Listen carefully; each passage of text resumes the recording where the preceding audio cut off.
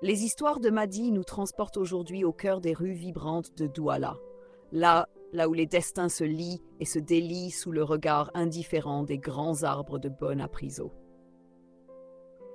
Tout commença bien avant l'opulence, dans la poussière d'une fin d'après-midi à l'université. Amina n'était alors qu'une jeune étudiante à la beauté discrète, marchant avec cette assurance tranquille que donne une éducation stricte et aimante. C'est à cet arrêt de bus bondé, sous un orage tropical menaçant, qu'elle croisa le regard de Marc. Lui n'avait pour toute richesse qu'une chemise blanche impeccablement repassée et un sac en bandoulière usé par les kilomètres de marche. Marc était un fils du peuple, un jeune homme qui n'avait que son intelligence pour boussole, mais il possédait un charisme qui faisait oublier sa pauvreté. Ce jour-là, il lui offrit sa place à l'abri, préférant se faire mouiller par la pluie pour qu'elle garde sa dignité. Ce geste de protection, simple et désintéressé en apparence, fit battre le cœur d'Amina. Pendant des mois, ils partagèrent des beignets haricots au bord de la route, rêvant de conquérir le monde ensemble. Amina voyait en Marc un lion endormi qui n'attendait qu'une occasion pour rugir, et elle se promit d'être celle qui réveillerait sa puissance. Les années passèrent et leur amour se fortifia dans la lutte. Marc devint un cadre moyen, travaillant dur mais se heurtant sans cesse au plafond de verre des 100 réseaux.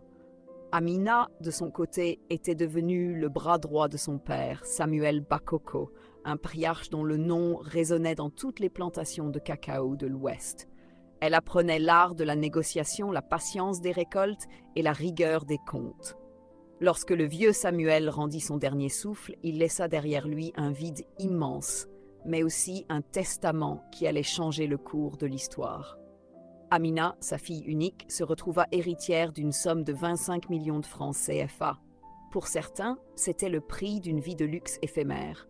Mais pour Amina, c'était le ciment de l'empire qu'elle avait promis à Marc. Elle ne versa pas de larmes inutiles. Elle transforma son deuil en une ambition froide et calculée. À Douala, sous le soleil de plomb de Bonapriso, Amina devint alors le symbole de l'élégance et de la résilience. Elle n'était pas femme à dilapider cet héritage dans des parures futiles. Un soir, elle attendit Marc dans leur petit salon, un dossier de cuir noir posé sur ses genoux. Lorsqu'il entra, épuisé par une journée de mépris au bureau, elle lui tendit les documents de création de Jade Or, une entreprise d'import-export de luxe. « Nous allons bâtir un empire, Marc. Voici les clés, lui dit-elle avec une sérénité royale. C'est Amina qui avait voyagé en Europe pour nouer les premiers contacts avec les joailliers et les parfumeurs de renom.